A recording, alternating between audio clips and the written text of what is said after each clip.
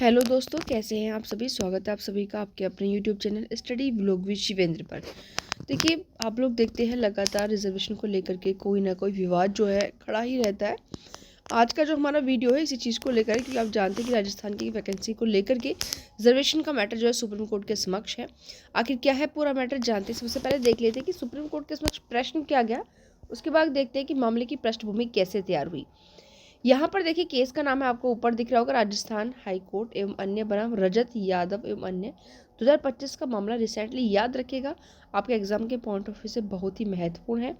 यहाँ पर प्रश्न था कि क्या जो आरक्षित वर्ग के उम्मीदवार हैं जिन्होंने सामान्य श्रेणी की कट ऑफ से अधिक अंक प्राप्त किए हैं, कहने का मतलब है कि जो आरक्षित श्रेणी है उसकी कट ऑफ है ज़्यादा, ठीक है, और जो जनरल है अनारक्षित श्रेणी है उनकी कट ऑफ कम है। ये यहाँ पर मेन प्रश्न था।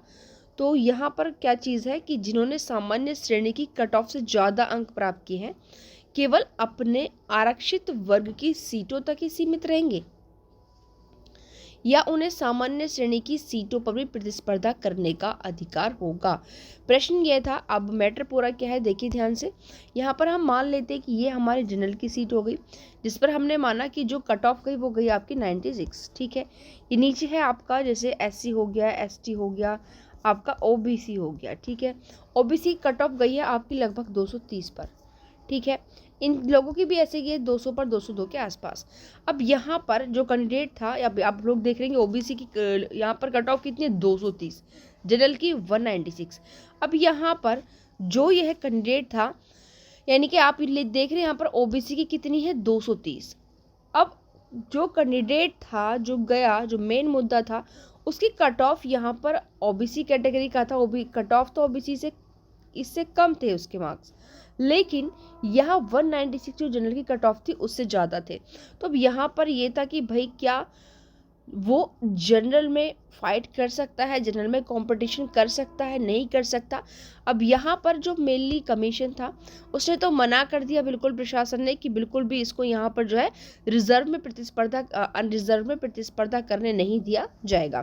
पहले थोड़ा सा प्रश्न के मुद्दे पर आते हैं कि थोड़ा सा तथ्य का सारांश जान लेते क्या कहानी थी मामले की, ठीक है। देखिए, यहाँ राजस्थान हाई कोर्ट ने ये 2022 की वैकेंसीज का सिस्टम था। जूनियर जुडिशियल असिस्टेंट की वैकेंसी थी, क्लर्क ग्रेड सेकंड हेतु 2756 पद थे। भाई वैकेंसी भी काफ़ी ज़बरदस्त थी। यहाँ पर नोटिस जारी किया। यहाँ पर जो रिक्तियाँ थी जनरल तथा आरक्षित श्रेणियों में विभाजित थी। आरक्षित वर्ग में कुछ अभ्यर्थियों ने लिखित परीक्षा में सामान्य श्रेणी की कट ऑफ से अधिक अंक प्राप्त किए। इसके बावजूद उन्हें केवल अपने आरक्षित वर्ग की सीटों तक सीमित कर दिया गया। मतलब वो कि जो अनरिजर्व थे, अनारक्षित थे, उनसे तो ज़्यादा था, लेकिन अपने आरक्षित वर्ग से कम था। लेकिन फिर भी उनको क्या किया गया, अपने ही वर्ग तक सीमित कर दिया गया। मतलब उनको कट ऑफ से बाहर कर दिया कि आपकी कैटेगरी के अकॉर्डिंग कट ऑफ नहीं आ रही है, और सामान्य श्रेणी में उनको शामिल नहीं किया। इससे उनकी मेरिट को दरकिनार कर दिया। जो प्रभावित कैंडिडेट से वो रिट याचिका उन्होंने दायर की। इतना ही, मामला यहाँ पर नहीं रुकता। इस तरह की चीज़ों का आप ध्यान रखें। जो इफेक्टेड कैंडिडेट से उन्होंने रिट फाइल की, जिसे डिवीजन बेंच ने एक्सेप्ट किया। राजस्थान हाई कोर्ट प्रशासन ने इस आदेश को सुप्रीम कोर्ट में चुनौती दी।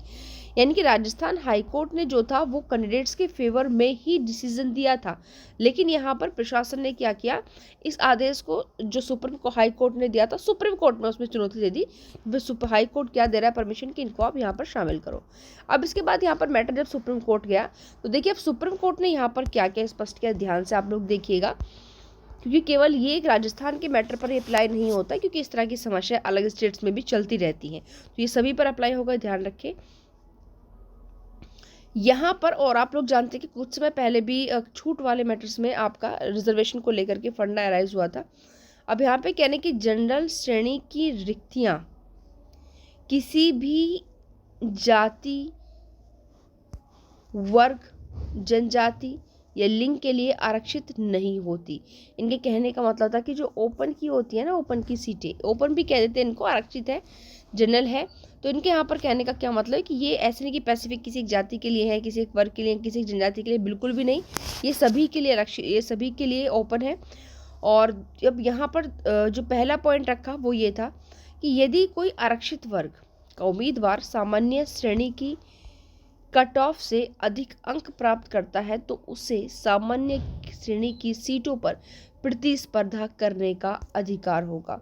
दूसरा फैक्ट क्या रखा सुप्रीम कोर्ट ने कि माइग्रेशन का जो प्रश्न है वो इस स्थिति में उत्पन्न नहीं होता क्योंकि यह केवल मेरिट आधारित चयन है।